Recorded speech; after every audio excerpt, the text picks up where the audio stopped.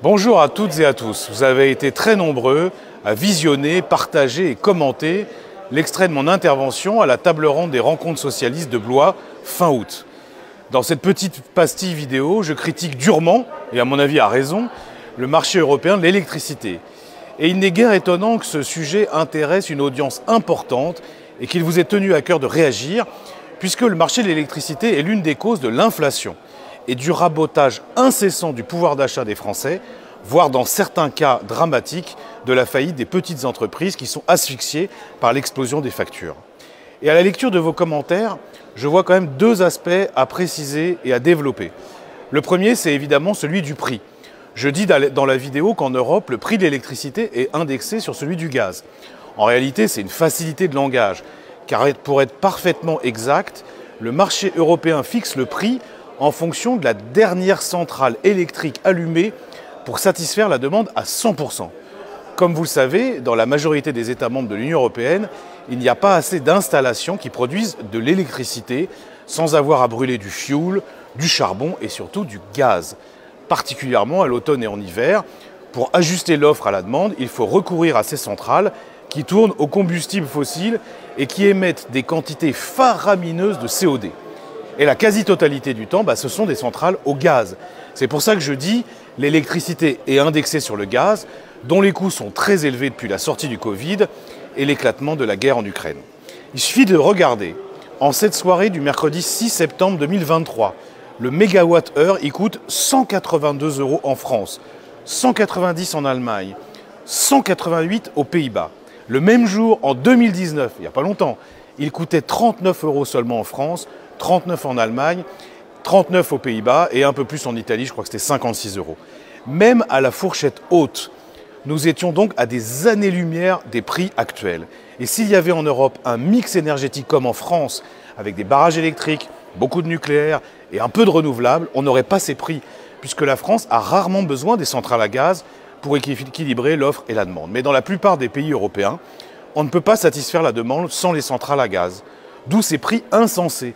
Et c'est pour ça que je demande à la France de sortir du marché européen de l'électricité, car depuis que nous avons réglé nos problèmes techniques dans les réacteurs nucléaires, nous sommes autosuffisants en production d'électricité, à tel point qu'on en exporte notamment en Allemagne.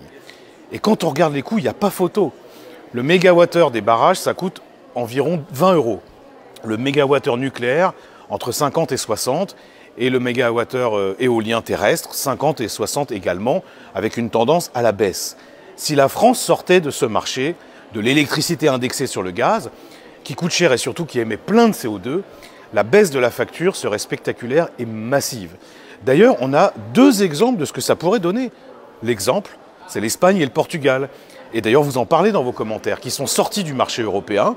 Alors la justification de cette sortie, la péninsule ibérique n'est raccordée qu'à une seule ligne électrique, contrairement par exemple à l'Autriche, qui bénéficie de l'électricité d'un grand nombre de voisins. On a accordé donc aux Espagnols et aux Portugais une dérogation en raison de leur spécificité géographique. Et ce soir, les mégawattheures espagnols et portugais coûtent effectivement moins cher, 133 € au lieu de 180. La différence tient au fait qu'en Espagne, il y a un peu de nucléaire et beaucoup de solaire, ce qui fait chuter le prix, mais aussi pas mal de gaz, ce qui le fait remonter. Et au final, on arrive à un mégawattheure 30% moins cher que si l'Espagne était restée dans le marché européen.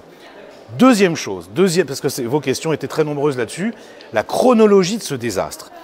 Tout a démarré avec la vague de libéralisation, privatisation et mise en concurrence voulue par les traités européens, notamment l'Acte unique de 86, les traités de Maastricht et d'Amsterdam 92-97.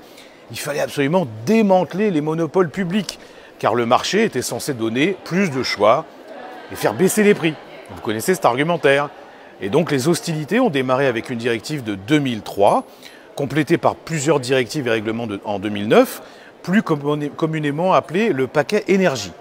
Ce sont des textes qui prévoient la mise en concurrence des fournisseurs d'électricité, le mode de fixation du prix, la disparition progressive des tarifs réglementés, mais aussi le soutien à la production d'électricité éolienne et solaire. Tout ça a été transposé en France dans ce qu'on appelait la loi NOM, acronyme de Nouvelle organisation du marché de l'électricité, en vigueur depuis 2011. Dans cette loi, on trouve l'Arenh, ou ce qu'on appelle l'accès régulé à l'électricité nucléaire historique, qui impose à EDF de vendre à ses concurrents une partie de sa production à 42 € le mégawattheure et qui lui fait perdre des milliards d'euros. Je parle bien de milliards.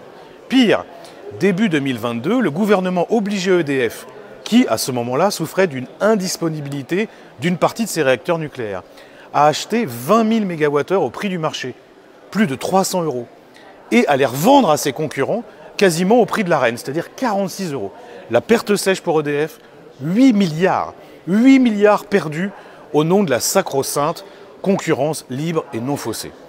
On en vient à se dire que s'il faut subventionner la concurrence pour qu'elle existe, en ruinant au passage l'opérateur public, c'est qu'il y a un gros problème. Mais la vérité, c'est que la concurrence ne peut pas rivaliser sans mettre ce boulet au pied d'EDF.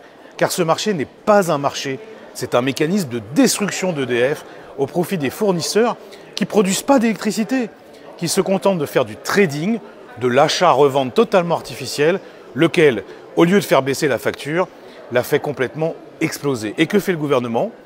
Il se plie aux injonctions de la Commission, accessoirement de l'Allemagne, en restant bien sagement dans ce marché ubuesque de l'électricité. Bruno Le Maire nous dit que si nous partons, nous n'aurons plus accès en cas de besoin à l'électricité de nos voisins. Mais c'est totalement faux, puisque les pays européens étaient raccordés et s'échangeaient de l'électricité avant 2009, et que l'Espagne et le Portugal ne subissent pas de blackout, en tout cas à ce que je sache. Donc pendant ce temps, notre facture est beaucoup plus chère que si nous achetions au coût de revient, plus la marge bénéficiaire à EDF. Des millions de Français sont étranglés, des milliers d'entreprises mettent la clé sous la porte, et l'avantage compétitif de notre mix hydraulique, nucléaire, renouvelable est anéanti, menaçant ce qui nous reste d'industrie. Alors voilà, c'est vraiment un travail d'orfèvre pour notre plus grand malheur, et c'est la raison pour laquelle j'ai souhaité, à l'occasion de cette table ronde, dénoncer ce marché européen de l'électricité. N'hésitez pas à réagir, évidemment, ça sera avec plaisir que je poursuivrai ce débat avec vous.